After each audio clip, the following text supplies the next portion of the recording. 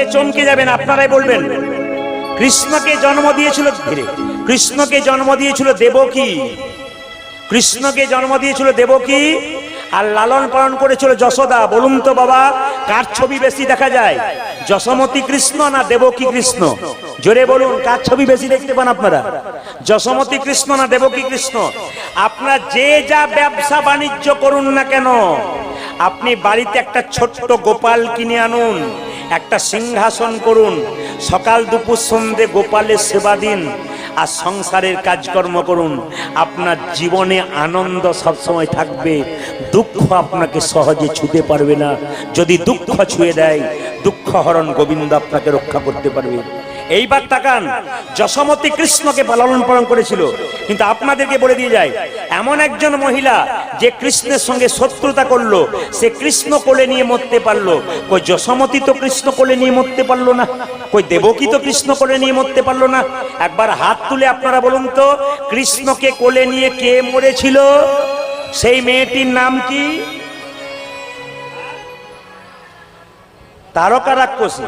হ্যাঁ হ্যাঁ, তারকা নয়, পুতনা রাক্ষসী নাকি? হ্যাঁ, বলতে অনেকে ভুল হয়েছিল, পুতনা। পুতনা। আচ্ছা মায়েরা, তাহলে কৃষ্ণকে এত যে ভালোবাসলো, সে কৃষ্ণ কোলে নিয়ে মরতে পারলো না, পুতনা কেন কৃষ্ণ কোলে নিয়ে মরলো? পুতনার ডাকের মধ্যে আকাঙ্ক্ষা ছিল। পুতনা স্তনে বিষ মাখিয়ে ছুটে ছুটে যাচ্ছিল, কোথায় কৃষ্ণ? কৃষ্ণ কই, কৃষ্ণ কই, কৃষ্ণ কই, কৃষ্ণ কই, কৃষ্ণকে ধরবো, কৃষ্ণকে মারবো, কৃষ্ণ কই, কৃষ্ণ কই, কৃষ্ণ কই, কৃষ্ণ কই। বারবার কেঁদেছিল কৃষ্ণ কৃষ্ণ বলে। ওই জন্য শুনে রাখুন, কৃষ্ণের জন্য পাগল হয়ে গেছিল, কখন স্তনে বিষ মাখিয়ে মারবো। কৃষ্ণ বলেছিল তোমার মনের ইচ্ছা পূর্ণ করব। বলুন তো মায়েরা, বাবারা বললেন পুতনা রাক্ষসী। আচ্ছা বলুন তো, পূর্ব জন্মে কে ছিল? বলি রাজার স্ত্রী ও রত্নাবলী। যখন বলি মহারাজের কাছে ভগবান বামন অবতারে এলো, দেখতে খুব সুন্দর, বলি রাজার স্ত্রী রত্নাবলী মনে মনে ভাবলো, বা বা বা, এত সুন্দর ছেলে, এ যদি আমার ছেলে হতো, আমি স্তনে বুকে বুকে ধরিয়ে স্তনে স্তনে দুগ্ধ খাওয়াতাম, কোলে নিতাম। ভগবান বলল, তোমার মনের ইচ্ছা পূর্ণ করে দেবো, তুমি চিন্তা করো না। যখন বলির মহারাজের কাছে বামন অবতারে কৃষ্ণ কি চাইলো? ত্রিপাদ ভূমি চাইলো। তখন রত্নাবলী মনে মনে ভাবলো, এ ছেলেকে স্তনে বিষ মাখিয়ে মারতে হয়। ভগবান বলল, সেই ইচ্ছাও তোমার পূর্ণ করে দেবো। কি করেছিল মা? পুতনা স্তনে বিষ মাখিয়ে যখন কৃষ্ণকে কোলে নিয়েছিল, কৃষ্ণ তখন পুতনার মুখটার দিকে তাকিয়ে চোখ দুটো মুজে দিয়েছিল। যারা ভক্ত মানুষ নয়, তারা চিৎকার করে বলেছিল, কৃষ্ণ ভয় খেয়ে গেছে, কৃষ্ণ ভয় খেয়ে গেছে। না, কৃষ্ণ ভয় খেতে পারে না। কেন? জগতের যিনি মালিক, জগতের যিনি মালিক, যার অঙ্গুলি হেলনে পৃথিবী টলমল টলমল করে, সেই কৃষ্ণ কখনো ভয় খায়? সেই কৃষ্ণ পুতনার বুকে বসে আছে, মনে মনে ভাবছে, পুতনা তুমি তো আমার মা নও, তুমি মায়ের নাটক করতে এসছো, তুমি মায়ের অভিনয় করতে এসছো, তোমাকে কোথায় পাঠাবো? স্বর্গে না নরকে? লক্ষ্য করুন, পুতনা যখন স্তনে বিষটা মাখিয়ে কৃষ্ণকে দিয়েছে, কৃষ্ণ যখন টানে মেরেছে, পুতনার প্রাণটা বেরিয়ে যাচ্ছে, আর পুতনা চিৎকার করে বলল, প্রভু তোমার কাছে আমার এই মিনতি, তুমি যে পুতনার শেষ কথাটা শুনে রাখুন, কি সুন্দর আকুতি মিনতি দেখুন ভগবানের প্রতি। তুমি যে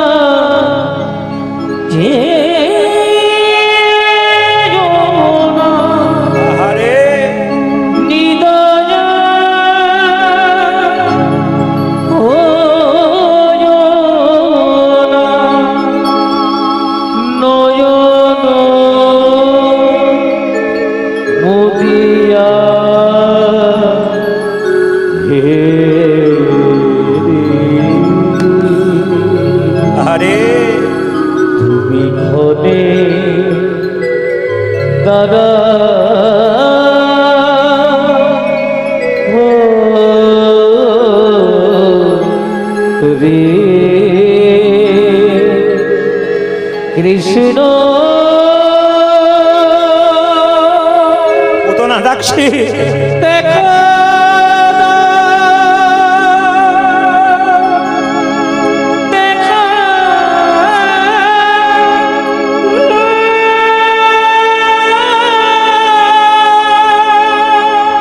আপনাদের কাছে নিবেদন রইল, যে যেখানে বসে আছেন আপনাদের কাছে শেষ নিবেদন এইটাই, বাড়িতে কোনো বৈষ্ণব এলে আপনারা সেবা দেবেন। বাড়িতে মাসে মাসে একদিন বৈষ্ণব সেবা করাবেন, সপ্তাহে করাতে পারলে ভালো। যার বাড়িতে না হয় বৈষ্ণব সেবন, সেই বাড়িটা হয় শ্মশান সমান, শাস্ত্র বলেছে। যে বাড়িতে শুধু আপনি খেলেন, কাউকে খাওয়ালেন না, এই বাড়িটা শ্মশান হয়ে গেল। এই জন্য বৈষ্ণবকে আপনারা সেবা দেবেন, আপনার জীবন ধন্য হয়ে যাবে।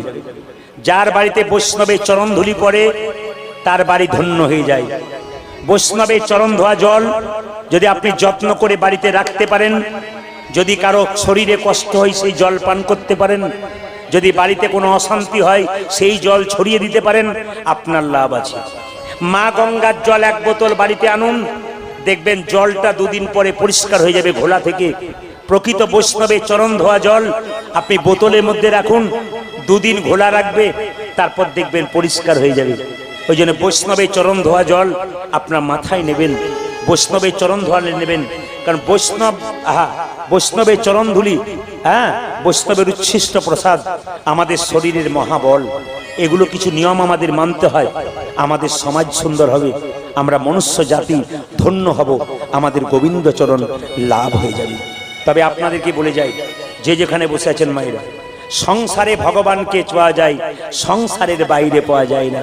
প্রমাণ কি?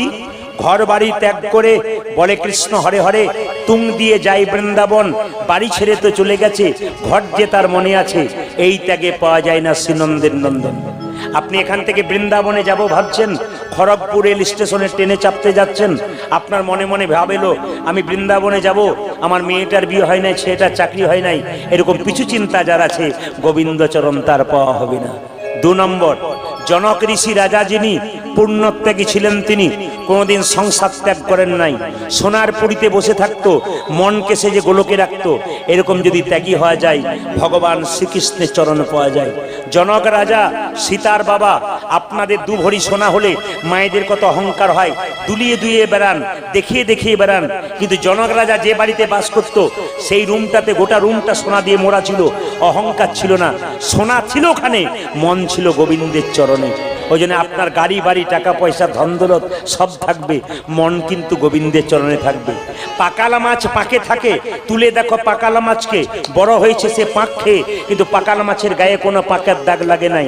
5 কেজি 10 কেজি পাকালা মাছ পাক খেয়ে বড় হলো, পাকের মধ্যে থাকে, দেখবেন শরীরে কোনো পাকের দাগ থাকে না। সংসারে যারা ভক্ত পাকাল মাছ কৃষ্ণ কথা হরি কথা বলে, সংসার দুঃখ পাকের মধ্যে হাবুডুবু খায়, কিন্তু শরীরে কোনো দুঃখের ছাপ থাকে না। পদ্মপাতা জলে ভাসে, যখনই বর্ষা আসে, বর্ষার জল লাগে পদ্মপাতার গায়ে, তুলে দেখো পাতাখানা, পদ্মের গায়ে দাগ লাগে না। এরকম যদি ত্যাগী হওয়া যায়, ভগবান শ্রীকৃষ্ণের চরণ পাওয়া যায়। মায়েরা, পদ্মপাতার মতো সংসারে থাকবেন, দুঃখের ছাপ শরীরে থাকবে, কৃষ্ণ কথা হরি কথা যারা বলবেন, তাদের শরীরে দুঃখ থাকবে না, তারা চির আনন্দময় হয়ে যাবে। এই এই এই মহাত্মা গান্ধী ছিলেন একজন বিরাট ব্যারিস্টার, কোথাকার? এলাহাবাদের। আপনার চমকে যাবেন তিনি কত বড় কৃষ্ণ ভক্ত ছিলেন। তিনি কি বলতে জানেন? তিনি বলতেন, আমার গর্ভধারিণী একটি মা আছে, আর গীতা একটি মা। সুভাষচন্দ্র, নেতাজি সুভাষচন্দ্র, তিনি গীতাকে সম্মান দিতেন। ঋষি অরবিন্দ গীতাকে সম্মান দিতেন। ওই জন্য প্রত্যেকটি হিন্দু ভাইদের কাছে আমাদের একটা নিবেদন রইল। কি নিবেদন রইল? প্রত্যেকের পকেটে একটা করে গীতা রাখবেন, না পারলে ব্যাগে রাখবেন। গীতা যদি আপনি রাখতে পারেন, গীতার উচ্চারণ করতে বলেছে, গীতা পড়ে যদি কেউ না পড়তে পারেন, উদ্ধার করতে না পারেন, উচ্চারণ না করতে পারেন, রামকৃষ্ণদেব সহজ করেছে, বারবার গীতা বলো, তোমার লাভ আছে। গীতা গীতা গীতা গীতা গীতা গীতা গীতা গীতা গীতা গীতা গীতা গীতা গীতা গী উচ্চারণ কি হচ্ছে? গীতা গীতা গীতা গীতা গীতা গীতা গীতা গীতা গীতা গী, মানে গীতা গীতা উচ্চারণ করতে করতে ত্যাগী ত্যাগী ত্যাগী ত্যাগী হয়ে যাচ্ছে। এটা রামকৃষ্ণদেব বলেছেন। তো এই মহাত্মা গান্ধী, একজন দেখবেন মহাভারতের পাতা খুলবেন, তাতে দেখতে পাবেন একজন মহিলা কৃষ্ণকে বলেছিল। কে? কৃষ্ণের পিসি কুন্তি। কৃষ্ণ তুই আমায় সম্পদ দিস না বাবা, তুই আমায় বিপদ দে। যদি সম্পদ দিস তাহলে তোরে ভুলে যাব, আর যদি বিপদ দিস তাহলে তোকে মনে রাখতে পারবো। এই জন্য যতজন কীর্তন শুনতে এসছেন সবাই তো সুখ চান। ভারতবর্ষ নয়, পৃথিবীতে 716 কোটি মানুষ আছে, জেনে নিন। পৃথিবীতে 716 কোটি মানুষ আছে, রাস্তা দিয়ে পেরিয়ে যাবে, যাকেই জিজ্ঞেস করবেন দাদা কেমন আছেন, ভালো আছি, দেখবেন বলে। কিন্তু ভেতরে খবর নিয়ে দেখুন কেউ ভালো নাই, কারো না কারো একটা সমস্যা আছে। ভদ্রতার খাতিরে বলে দাদা কেমন আছেন, ভালো আছি, কিন্তু ভালো নাই, কেউ ভালো নাই। জেনে নিন, আপনি মনে মনে ভাবছেন সুখে থাকবো, কিন্তু না, সুখ যার আছে দুঃখ তার পেছনে কড়া নাড়ছে। আর দুঃখ যদি কারো আছে কেউ ভেঙে পড়বেন না, তার পেছনে সুখ আবার কড়া নাড়ছে। এই সুখ দুঃখ দুটি ভাই মায়েরা, সুখ থাকলে দুঃখ থাকবে, আর দুঃখ থাকলে সুখ থাকবে। সুখ ক্ষণিকের, দুঃখ ক্ষণিকের। মহাত্মা গান্ধী সকালবেলায় ঘুম থেকে উঠে ভগবানের মন্দিরে একটা কথা বলতো, কোর্টে যাবার আগে কি বলতো, না ধনং না জনং না কবিতা সুন্দরী, আমায় ধন দিও না, আমায় জন দিও না, আমায় জন দিও না। হে গোবিন্দ গোবিন্দ আমায় সম্পদ দিও না, সম্পদ দিও না, আমায় বিপদ দাও, তুমি আমায় বিপদ দাও। উপবাস করলে শরীর ক্লান্ত থাকে না খুব সুন্দর থাকে, কোনটা থাকে জোরে বলুন? উপবাস থাকলে শরীর ক্লান্ত হয় না বেশ আমেজ থাকে, জোরে বলুন? ক্লান্ত হয়। হ্যাঁ, উপবাস করলে ক্লান্ত হয়। আচ্ছা মায়েরা, উপবাসের মধ্যে একটা উপবাস পড়ে, ওটার নাম একাদশী। আপনারা যারা কীর্তন শুনতে এসছেন হাত তুলে বলুন তো, কারা কারা একাদশী করেন? হাত তুলুন, কারা কারা একাদশী করেন? একটা, দুটো, তিনটে, চারটা, বাস 5টা। বাকি সব বাজার গেলে মাথা খারাপ হয়ে যায় নাকি? একজনকে বললাম দাদা আপনি একাদশী করেন না? একাদশী করবার তো ইচ্ছা হয়, বাজারে গেলে এরকম দেখলে আমার মাথাটা কেমন খারাপ হয়ে যায়, আর আমি একাদশী কথা ভুলে যাই। জেনে নিন, মুসলিম সমাজে 30 দিন রোজা রাখে, ভোর 4টায় খায়, সন্ধে 6টায় খায়, সারাদিন থুতু পর্যন্ত গেলে না। হিন্দু সমাজে 12 মাসে 24টি একাদশী করতে বলল। তার মধ্যে জন্মাষ্টমী, রামনবমী, দুর্গাষ্টমী এইসব করতে করতে আমাদের 30টা হয়ে যায় কেটে কেটে। তাও একাদশীর দিনে মায়েরা, একাদশী যারা করবেন খুব মাথায় রাখবেন, একাদশীর আগের দিনে ব্রাশ করে নেবেন, জিভ ছুলে নেবেন। সকালবেলায় জিভ ছুলতে পাবেন না, ব্রাশ করতে পাবেন না। প্রশ্ন করবেন কেন? না, যে পেস্টের মধ্যে ব্রাশ করছেন ওর মধ্যে লবণ থাকে, একাদশীর দিন লবণ খাওয়া যায় না। তাই যদি আপনি পেস্ট দিয়ে আপনি ব্রাশ করেন তাহলে আপনার একাদশী হলো না। জিভ ছুলতে ছুলতে জিভ যদি কেটে যায় আপনার একাদশী হলো না। 2, জিভ ছুলতে ছুলতে আপনার জিভ যদি কেটে যায় আপনার একাদশী হলো না। একাদশীর দিনে শুধুমাত্র আপনি খাবেন না তা নয়, সেদিন প্রতিজ্ঞা করবেন আমি খারাপ কিছু দেখব না, খারাপ কিছু বলবো না, আর খারাপ কিছু ভাববো না। এই প্রতিজ্ঞাও করে যেতে হবে। শুধু একাদশী নয়, আবার দেখবেন অনেকে একাদশী করে দরজায় বসে থাকে, দিদি কি করছেন? আর বলেন না আজ আমার একাদশী, মানে লোককে যত জানানো যায় আর কি। না না, একাদশী আপনি করবেন। একাদশী না করলে আপনি একাই দোষী। একাদশীর দিনে অনেকে দেখবেন আটা খায়, ওটা একাদশী নয়, ওটা নাম আটাদশী হয়। এই জন্য একাদশীর দিনে পঞ্চশস্য বারণ। কি কি? চাল, গম, জব, সরিষা, আর কি? চাল, গম, জব, সরিষা আর ডাল, এই 5টা জিনিস আপনি খেতে পাবেন না। যদি কেউ একাদশী করতে না পারেন, আপনার সামর্থ্য না হয়, অন্তত সেই দিনটা বাড়িতে নিরামিষ করুন, বাড়িতে কিছু আইন করুন, নিয়ম করুন, গোবিন্দ আসার পথটা পরিষ্কার হবে। আর আপনি কোনো আইনই করবেন না, খেয়ে যাবেন পশুর মতো, আপনার বাড়িতে গোবিন্দ আসবার কোনো চান্স থাকবে না। এই জন্য কিছু নিয়ম পালন করতে হয়। এই দায়িত্ব কাদের? বাবাদের চাইতে মায়েদের। মায়েরা আচার বিচার পালন করবেন। সেদিন বাড়িতে জামাই এলো, আপনি সেদিন আমিষ করবেন না, কেন? শক্ত থাকবে, আজকে নিরামিষ, কোনো উপায় নেই, আজকে নিরামিষ, বাড়ি পবিত্র হয়ে আছে, নরমাল রান্না হয়েছে এবং ধোয়া মোছা রান্না হয়েছে। জেনে নিন মায়েরা, একাদশীর দিনে যদি কেউ নির্জলা উপবাস করতে পারেন তাহলে খুব ভালো, উত্তম একাদশী। যদি না পারেন, বিধান দিয়ে দিয়েছে, আপনি দুধ খেতে পারেন, আপনি ফল খেতে পারেন, আপনি একটা সবজি খেতে পারেন, কাঁচা পেঁপে, কাঁচা কলা, হ্যাঁ, কুমড়ো, আলু টালু দিয়ে একটা সবজি। সর্ষের তেল খেতে পাবেন না, সর্ষের তেল মাখতে পাবেন না। সাদা তেল খেতে পাবেন, আপনি সাদা তেল খেতে পাবেন, কিন্তু আপনি সর্ষের তেল মাখতে পাবেন না। সেদিন সম্ভবত চেষ্টা করলে যে বিছানাতে আপনি শুয়ে থাকেন ওই বিছানায় শুয়ে থাকবেন না। নর্মাল একটা বিছানা পেরে আপনি নিচে শুতে পারেন, ওই বিছানাতে শোবেন না। সেদিন সমস্ত দিন আপনি ভগবানের নাম কীর্তন করবেন, ভগবানকে স্মরণ করবেন, আপনার জীবন ধন্য হয়ে যাবে। জেনে নিন, যে নির্জলা করে ওটা উত্তম একাদশী, আর যে ফলমূল খেয়ে খায় উপদেশ একাদশী করে ওটা মধ্যম একাদশী। আমি কয়েকদিন আগে মুর্শিদাবাদে ছিলাম, একটা বাড়িতে আমার বাসা, তিনি বললেন, বাবা আজকে আমাদের একাদশী সভা, তাহলে করুন। বললাম কোনো অসুবিধা নাই। উনি ফল দিয়েছেন 4 রকম, সবজি দিয়েছেন 4 রকম, পায়েস দিয়েছেন 4 রকম, আরো অনেক কিছু দিয়েছে, সবজি টবজি দিয়েছে। নিয়ে বলছে, বাবা এমন কিছু করতে পারলাম না, এইটুকু দিলাম। আমি মনে মনে ভাবলাম, এইরকম একাদশী হলে আমি কোনোদিন ছাড়বো না, প্রতিদিন করব। মায়েরা জেনে নিন, একাদশীর দিনে যত খাবার কম খাবেন তত আপনার ভালো। মুখ ঝুটা কম করতে হয়, মানে আপনারা যে ডায়েটিং করেন না, ডাক্তারের কাছে যান, তার আগে ভাগবত ডায়েটিং এর কথা বলে দিয়েছে। কিরকম বলে দিয়েছে তাকান। অনেকে বলে না শরীরে রোগ হয়ে যায়, এবার খাবারটাকে ঠিক মতো খেতে হবে। ডায়েটিং কিন্তু ভাগবত করে দিয়েছে। কিরকম? আপনার পেটটাকে যদি 4 ভাগ করা হয়, আপনার পেটটাকে 4 ভাগ করা হলে 2 ভাগ খাবার খান, 1 ভাগ জল খান, আর 1 ভাগ ফাঁকা রাখুন, আপনার শরীরে জীবনে রোগ হবে না। ভাগবত বলে দিয়েছে। আপনি ডাক্তারের কাছে ডায়েটিং চার্ট নিচ্ছেন, ভাগবত করুন, দেখুন কি সুন্দর ডায়েটিং। ওইগুলোকেই তো ভেঙে পুরো ওরা খাচ্ছে। সুন্দর তত্ত্ব দিয়েছে। পেটটাকে 4 ভাগ করে দিলে 2 ভাগ খাবার খান, 1 ভাগ জল খান, 1 ভাগ ফাঁকা রাখুন, আপনার জীবন সুন্দর হবে। মায়েরা, যেদিন নির্জলা একাদশী উত্তম একাদশী, আর যেদিন ফলমূল খেয়ে একাদশী সেদিন মধ্যম একাদশী। আর আমাকে মুর্শিদাবাদে যে একাদশী করেছিল, উত্তম নয়, মধ্যম নয়, ধমাধম একাদশী। এই একাদশী আপনারা করবেন না। একাদশী দিনে যত পারবেন তত খাবেন, তা বলবে না। কম খেলে আপনার শরীর সুস্থ থাকবে, মন ভালো থাকবে। এই জন্য মাঝে মাঝে উপবাস করতে হয়। বিল্লমঙ্গল আজকে উপবাস করেছে, ব্রাহ্মণ ঠাকুর মন্ত্র পড়াচ্ছে। মায়ের একটু মাথায় কাপড়টা নিন, উলুধ্বনি দেবেন। বল বিল্ল নমো বিষ্ণু, নমো বিষ্ণু, নমো বিষ্ণু, নমো বিষ্ণু, নমো বিষ্ণু, নমঃ বিষ্ণু, নমঃ বিষ্ণু, নমঃ বিষ্ণু, নমঃ বিষ্ণু, নমঃ বিষ্ণু, নমঃ বিষ্ণু, নমঃ বিষ্ণু, নমঃ বিষ্ণু, নমঃ বিষ্ণু। বিল্লমঙ্গল চুপ করে আছে। এত মন্ত্র পাঠ করছে, বিল্লমঙ্গল মাথা নিচু করে চুপ করে আছে। কেন বলুন তো?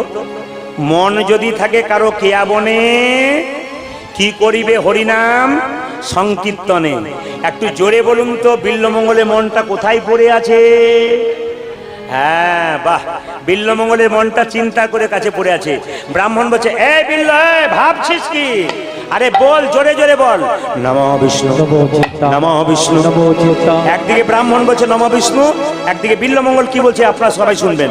নমঃ বিষ্ণু, নমঃ বিষ্ণু, নমঃ বিষ্ণু, নমঃ বিষ্ণু, নমঃ বিষ্ণু, নমঃ বিষ্ণু, নমঃ বিষ্ণু, নমঃ বিষ্ণু, নমঃ বিষ্ণু, নমঃ বিষ্ণু, নমঃ বিষ্ণু, নমঃ বিষ্ণু, নমঃ চিন্তা রইল তোর বাপের।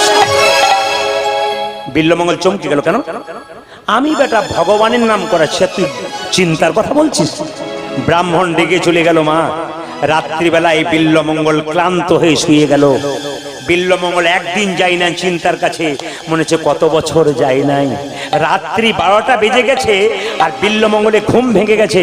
মনে মনে ভাবছে, চিন্তা, রাত 12টার পরে নাকি একটা দিন হয়ে যায়, আমি তোমার কাছে যাব। যখনই দরজা খুলতে গেল, চমকে গেল। আকাশে প্রচন্ড বজ্রপাত, বৃষ্টি, বজ্রপাত। চিন্তা, চিন্তা। মাঝি ভাই, মাঝি ভাই, নৌকা বাঁধা আছে, কিন্তু মাঝি নাই। বিল্বমঙ্গল এত ঝড় বাদল বৃষ্টি বজ্রপাত প্রেম উপেক্ষা করে না বাধা। বিল্বমঙ্গল নদীর পাড়ে দাঁড়িয়ে আছে, মনে মনে ভাবছে চিন্তার কাছে যাব, নৌকা নাই, দেহটাকেই নৌকা করে আমি চলে যাব। বিল্বমঙ্গল নিজের দেহটাকে নৌকা করে জলে ঝাঁপ দিচ্ছে। এই চিন্তা, তুমি আমার জন্য নদীতে একটা কাঠ পাঠাতে পারলে না, আমি তোমার কাছে যেতাম, তবে জগৎকে শিখিয়ে দেবো আমি তোমায় কত ভালোবাসি। আমার দেহটাকে নৌকা করে আমি জলে ঝাঁপ দিয়ে দেবো। বিল্বমঙ্গল জলে ঝাঁপ দিচ্ছে আর চিৎকার করে গাইছে, পার কর হে ও যে চিন্তা মনে। উলধ্বনি পরে বড় হে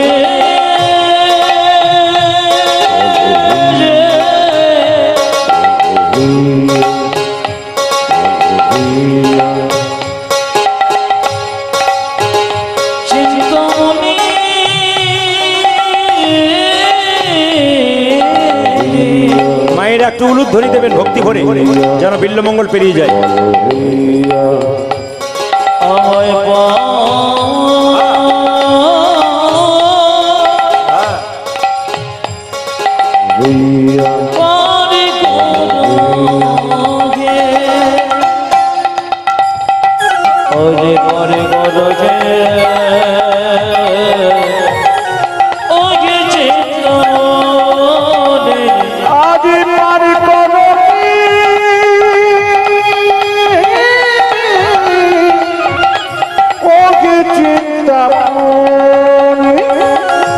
নামের মালা পইরা গল ভাইসা দিলাম দেহ খানি।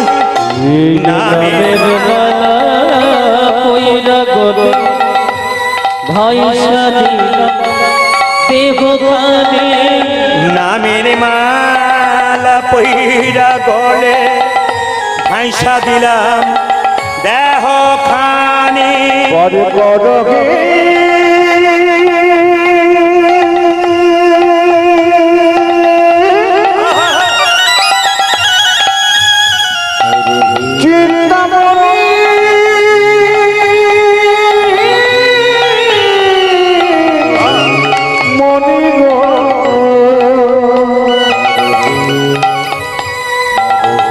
আমায় তুমি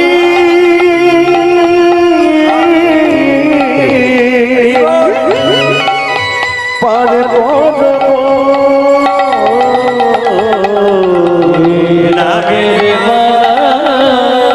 পইরা ভাইসা দিলাম দেহ পারে কর হে ওই চিন্তা পারে কর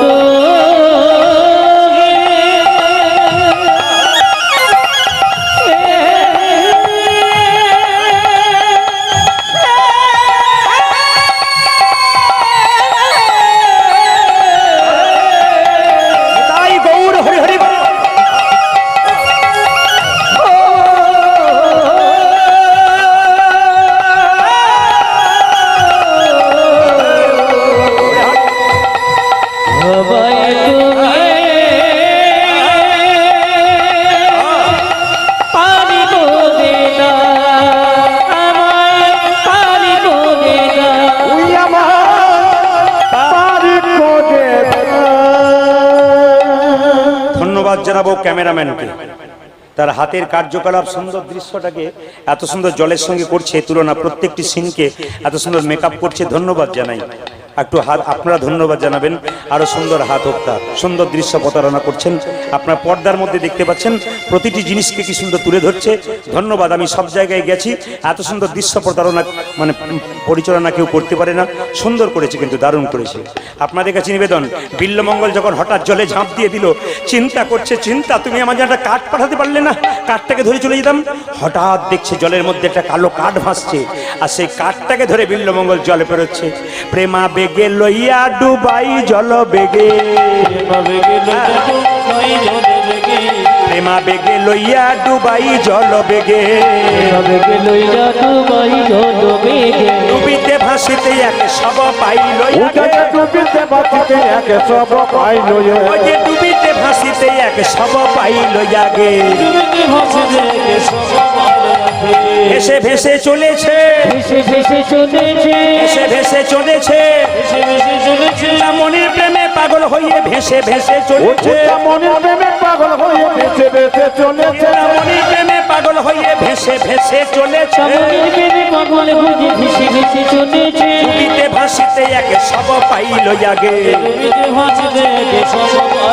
ওই যে ডুবিতে ভাসিতে এক সব পাইল আগে ডুবিতে বাঁচিতে এক সব পাইল মায়েরা জলের মধ্যে দেখতে পেলে একটা কালো কাঠ ভেসে যাচ্ছে বিল্লমঙ্গল কাঠটাকে ধরে যখন ধরে চলে গেল এইদিকে তাকাবেন চিন্তা যেখানে বাড়িতে শুয়ে থাকে বিরাট বড় প্রাচীর দরজা বন্ধ বিল্লমঙ্গল দরজায় ধাক্কা দিচ্ছে চিন্তা খুলছে না মনে মনে বিল্লমঙ্গল ভাবছে এই চিন্তা তোমার জন্য নদীতে ঝাঁপ দিলাম তুমি আমার জন্য একটা কালো কাঠ পাঠিয়ে দিয়েছো হ্যাঁ গো তুমি দরজাটা খুলে রাখতে পারোনি হঠাৎ করে মনে মনে ভাবছে তুমি তো দরজাতে কিছু দিতে পারতাম আমি ধরে চলে যেতে পারতাম যে না দরজার দিকে তাকিয়েছে চমকে গেল প্রাচীরের গর্তে এক সর্পমুখ দিয়া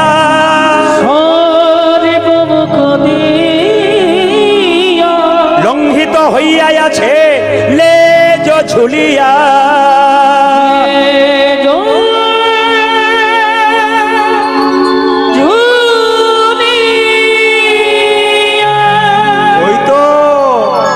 ওই তো আমার চিন্তা একটা দড়ি ঝুলি দিয়েছে চিন্তা আমি জানি তুমি আমায় কত ভালোবাসো কালো দড়িটাকে ধরে যখন প্রাচীর পাট দিয়েছে ওই পারে ঝাঁপিয়েছে চিন্তামণি তার দাসীকে বলছে দাসী দেখ তো চোর পড়লো নাকি দাসী অন্ধকার রাত্রিতে আলোটাকে নিয়ে এসে নিচে দেখলো বিল্লমঙ্গল ঠাকুর দাঁড়িয়ে আছে ঠাকুর তুমি রাত্রিবেলায় এলে কি করে বিল্লমঙ্গল বলছে চিন্তাকে বলো না আমি এসেছি যদি বিষ খেয়ে মরে দেয় আমি এখানে রইলাম সকাল হলে তার সঙ্গে দেখা হবে দাসী ভেতরে গিয়ে চিন্তাকে বললো চিন্তা ভয় খেয়েছিস বলে হ্যাঁ চোর টোর পড়লো নাকি বলে হ্যাঁ চোর পড়েছে তবে ঘর চোর নয় তোর কে ঘর চোর নয় তোর মনচোর এসেছে তোর মনচোর এসেছে মনচোর এসেছে তোর মনচোর এসেছে দেখে এলাম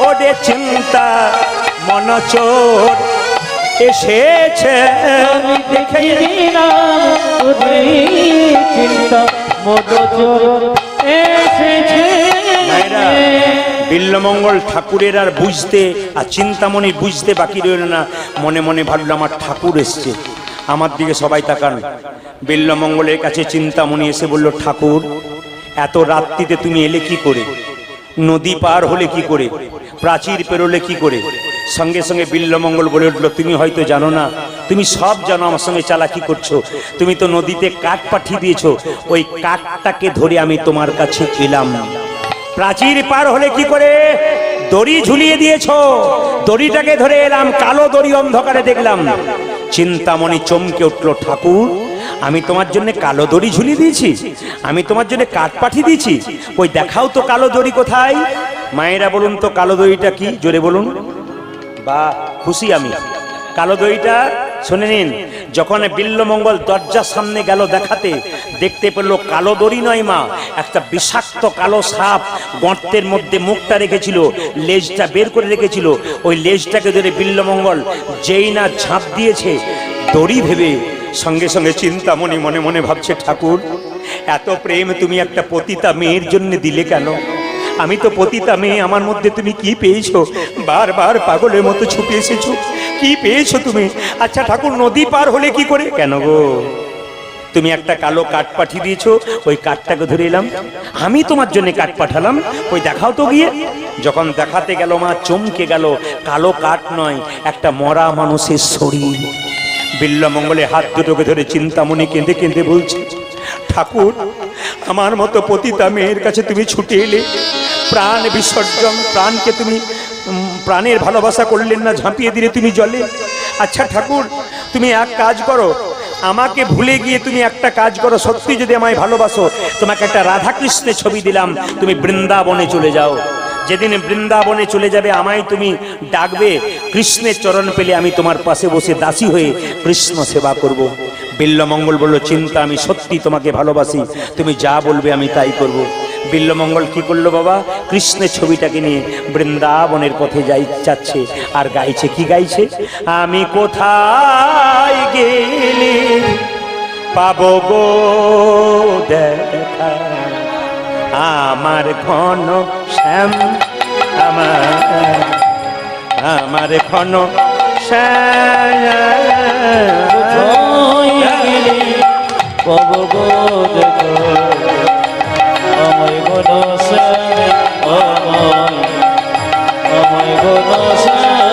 ওই আমি কোথায় গেলে পাবো গো দেখা আমায় গো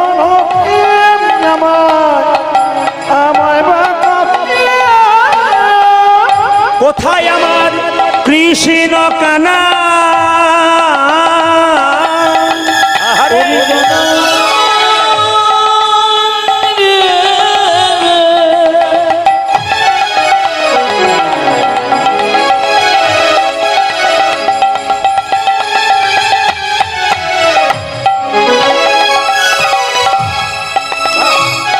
একেবারে দেখা দে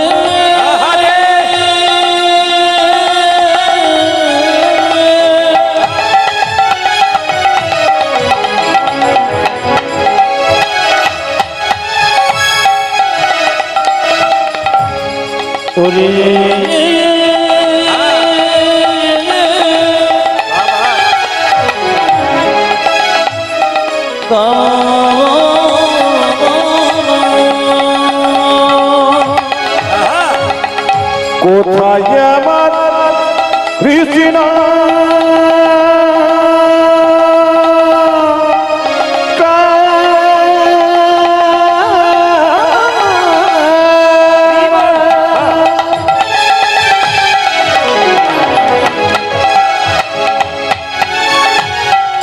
কোথায় গণতে কোথায় গেলে পাবো গো দেখা আমায় গণতে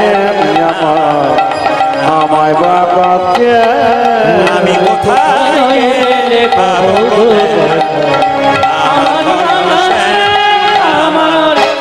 আমার দেখা দাও, হে গোবিন্দ দেখা দাও, হে গোবিন্দ দেখা দাও, দেখা দাও।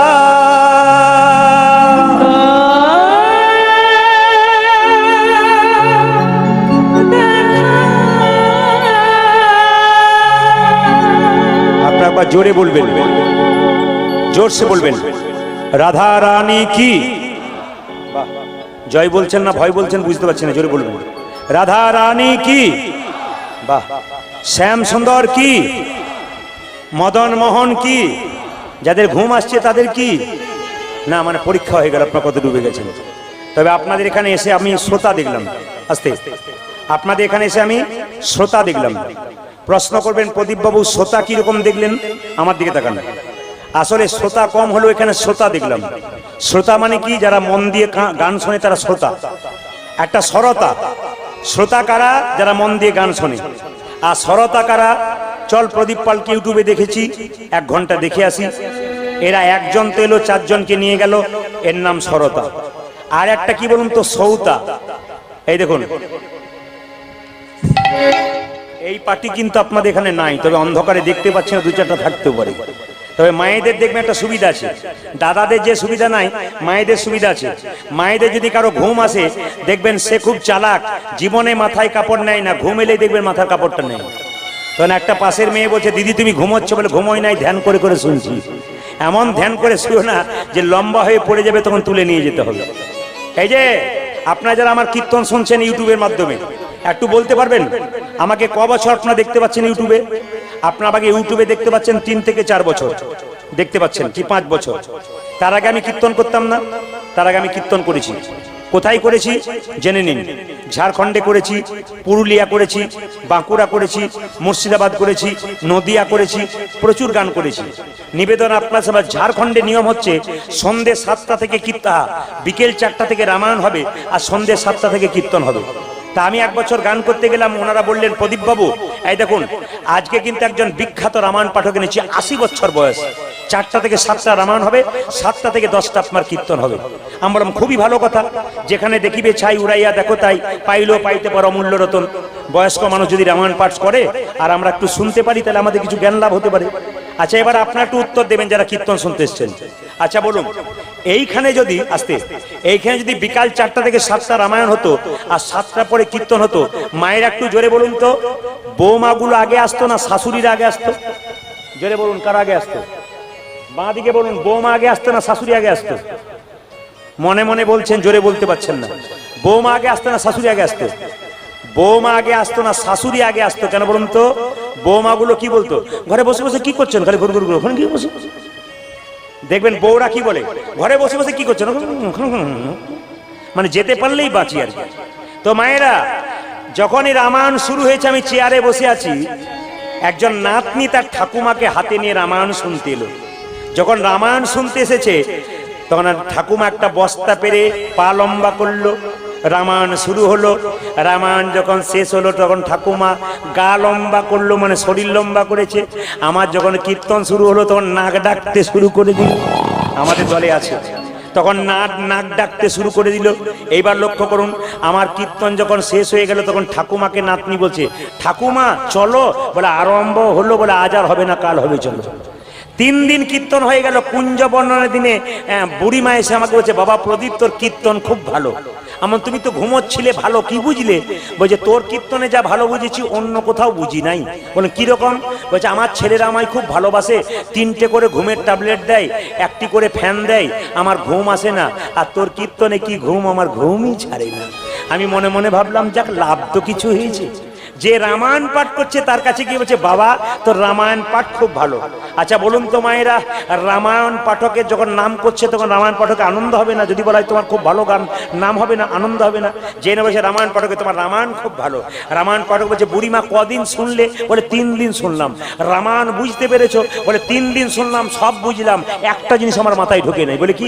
রাম রাক্ষস না রাবণ রাক্ষস? তখন রামায়ণ পাঠক রেগে বলল, রামও রাক্ষস নয়, রাবণও রাক্ষস নয়, রাক্ষস আমি যে তোমাকে বোঝাতে পারলাম না। আপনারা বুঝতে না পারলে আমাকে রাক্ষস বলে ফেলবেন। হাত তুলে সবাই মিলে চলুন, বিল্লমঙ্গল বৃন্দাবনে যাচ্ছে। একসঙ্গে হাত তুলে, একসঙ্গে। কৃষ্ণ কেশব কৃষ্ণ কেশব সুধা মাখা এই নাম, হরি নাম মধুমাখা এই নাম। কৃষ্ণ কেশব কৃষ্ণ কেশব হাততালি দিয়ে শোধমগ হরিণ হরিণ মধুমগ হরিণ। কিছু মনে করবেন না, কালকে যেখানে ছিলাম খানাকুলে এত জোরে জোরে তালি মারছিল, আমাদেরকে বন্ধ করতে হচ্ছিল, বন্ধ করুন বন্ধ করুন। আর আজকে যা তালি দেখছি, কৃষ্ণ কেশব কৃষ্ণ কেশব, যেন 4 দিন খায় নাই, কি কষ্ট। ওইরকম করে দিলে হবে না। আরে বাবা, যত প্রেম সে দেবেন হাত, মহাপ্রভু বলেছেন যে যত তালি দেবে না তার প্যারালাইসিস হবে না। পক্ষাঘাত না, বাংলা কথা পক্ষাঘাত, ইংরেজি কথা প্যারালাইসিস। যদি এরকম করে কীর্তন করতে পারেন আপনার জীবনে কোনোদিন প্যারালাইসিস হবে না। কিন্তু আমরা কুঁড়ে মানুষ তো, সব করতে পারবো, কীর্তন করতে পারবো না। হাত তুলুন, অ্যান্টেনা তুলুন, একসঙ্গে প্রেম সে। কৃষ্ণ হে কৃষ্ণ মাধব সুধা মাখা এই নাম, হরি নাম মধু মাখা এই নাম। কৃষ্ণ কেশব কৃষ্ণ কেশব সুধা মাখা এই নাম, হরি নাম মধুমাখা এই নাম নাম নাম। কৃষ্ণ কেশব কৃষ্ণ কেশব সুধা মাখা এই নাম, হরি নাম মধুমাখা এই নাম নাম নাম নাম।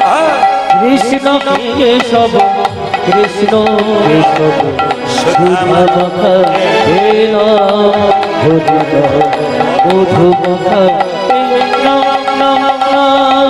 এই নাম জপ হলো আপনারি, দূরে যাবে নিশা প্রেম পারাবার এই নাম জপ হলো মনে আ- ঘুরে যাবে কৃষ্ণ প্রেম বরণে। এই নাম জপ হলো আপনারে ভুল যায়